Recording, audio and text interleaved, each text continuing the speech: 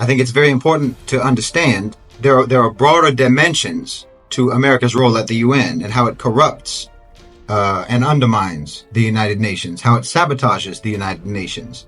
This sabotage of the United Nations and this undermining of the United Nations has a global impact. Gaza is not the only conflict.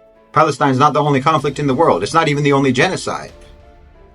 So it's important to recognize that the U.S. has engineered the UN, has manipulated the United Nations, and has organized the United Nations as an instrument of American policy, as an instrument for projecting American power and projecting American control all around the world. The United States uses the UN as a mechanism for domination globally, not just in Gaza, not just in the Middle East, not just for Israel's sake. It has corralled the nations of the world into the United Nations, into this organization, into this system. And it's an organization and it's a system that has been rigged in such a way to ensure American supremacy internationally, globally. So it's vital to understand that the United States uses the UN as a mechanism of control. It's a crucial part of their power. America uses the UN as an amplifier to broadcast their power beyond what they could do without that amplifier.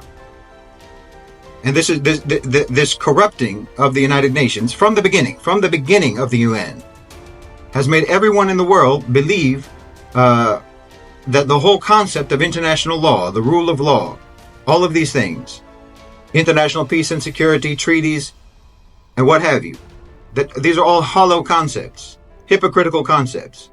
And no one actually expects countries to even behave in a law-abiding manner anymore. We've accepted a kind of despotism by the powerful because of what the United States has done at the UN and what they've done with the UN and how they've used and abused the UN. Because America, as I said, from the beginning, has epitomized nothing but contempt for the concept of the rule of law, for the principles that are in the UN Charter. They have exhibited nothing but contempt for the principles that are in the UN Charter, except for using those principles and principles like the rule of law and so on, and treaties and obligations and so forth. They've only treated those as a sort of tool for coercion against countries that they deem to be their enemies or their rivals in some way, but it's never used against them. So this approach and this domination by the United States at the UN has had a deeply corrosive effect on international relations overall for the last, since 1945. I mean, this is in fact one of the things that we face when we talk about the UN, when we talk about Article 6, is that everybody says that the UN is corrupt. Everyone says that the UN is a worthless organization. It's a useless organization. Okay, but then ask yourself why. Where does the UN have a good reputation? The UN has a terrible reputation internationally. It has a reputation at best of being incompetent and futile.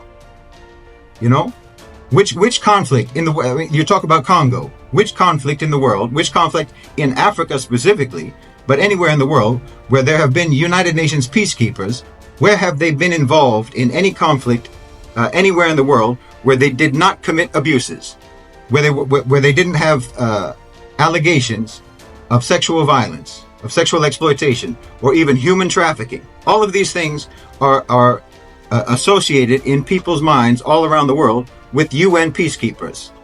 Everywhere the UN goes, allegations and cases emerge every time of United Nations staff acting like a criminal syndicate.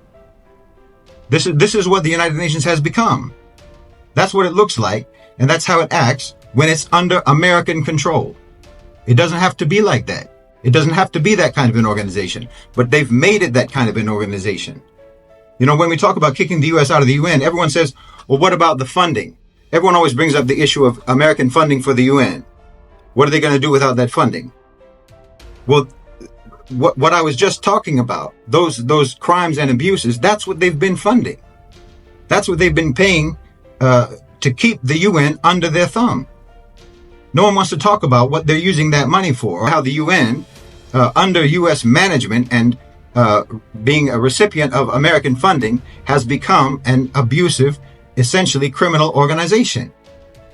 And it's only ever used to advance American interests. I mean, did it ever occur to you that U.S. funding has actually been the problem all along? You talk about, like, if what are they going to do without the funding? Well, maybe they'll operate ethically without that funding. Maybe they'll operate morally without that funding. Maybe they'll operate legally and in conformity with global consensus without that funding. No, removing the funding, American funding, from the United Nations isn't a problem any more than stopping bribery and hush money is a problem.